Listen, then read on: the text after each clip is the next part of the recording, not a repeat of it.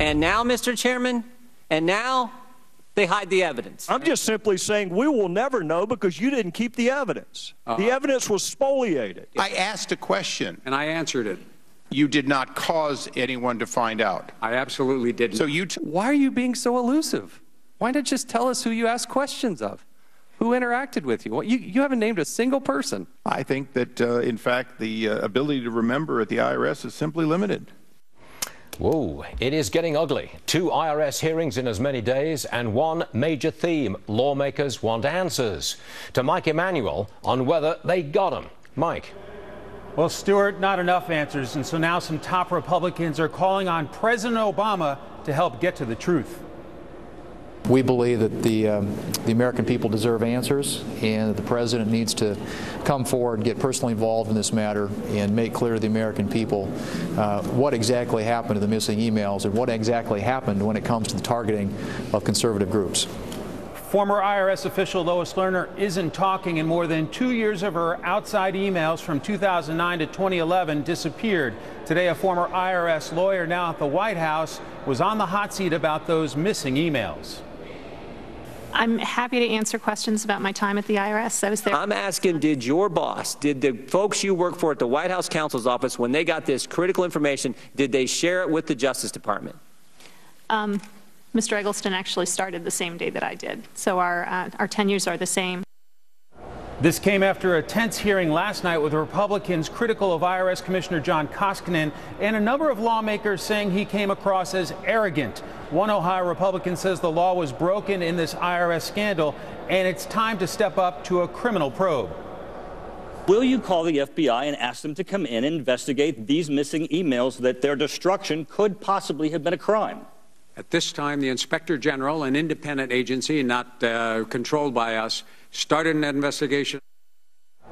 Democrats defended the witnesses both last night and today and criticized the GOP. Regardless of how many times the Republicans claimed the White House was behind the IRS actions, there's still no evidence, none, that the White House was involved in any way with screening applicants for tax-exempt status. An official with the National Archives says the law was broken by the IRS by not telling the archives that those emails were gone. Stuart? All right, Mike Emanuel, thank you. It's incumbent upon all the national media to aggressively ask more questions. The Republicans in Congress are asking questions. I think with a different administration, one that was a Republican administration, this story would be a national obsession. And instead, it's getting coverage here and a few other places. But it really deserves a lot more questions. Whoa, what does it say when an MSNBC panelist says that? Media watcher Brent Bozell says he's right. All right, Brent, is this one scandal that the establishment media is prepared to investigate, look at, and report? No, not yet. What Mark Halperin, formerly of ABC, the political director, said today was very good. It was a breath of fresh air. Bobby Ghosh was on that program, also a former editor at Time Magazine, immediately backed them up on this.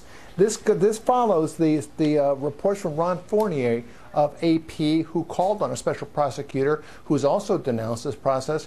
It also follows on the heels of John King of CNN, who said that if you believe in Santa Claus and if you believe in the Tooth Fairy, you'll believe that these emails went poof. But that's just 4 reporters, and I commend them for speaking out. But it's only 4. The reality is that this story is still, by and large, being ignored. The email scandal, and it is a scandal, it is a crime, broke 11 days ago, and it took 6 days. It took Paul Ryan erupting at the IRS commissioner 6 days later for the media to cover this, the evening news. And if you look at the morning news, until this morning, it was the same thing. CBS did one report, ABC, NBC, nothing at all. How is this not news? Well, do you think it's possible that this lack of coverage is a sign that it may be a real danger to the Democrats and to the White House?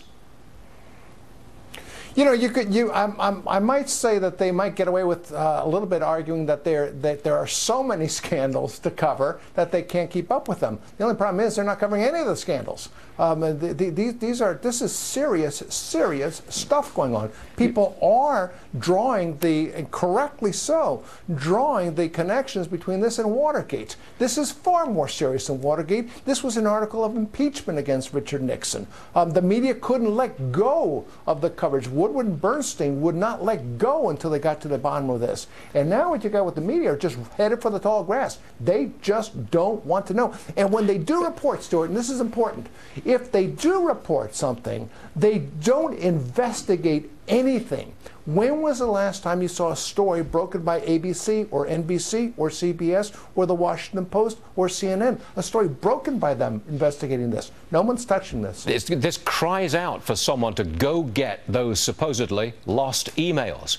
And in any other circumstance, I think they will be on the case and they go get it. I can't explain why they haven't gone to get it. 20 seconds. Why haven't they? It cries out for coverage.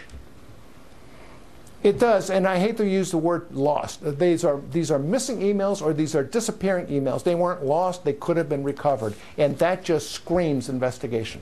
Brent Bozell, everyone. Thanks very much for joining us, as always. Thanks, Brent. Thanks, Stuart.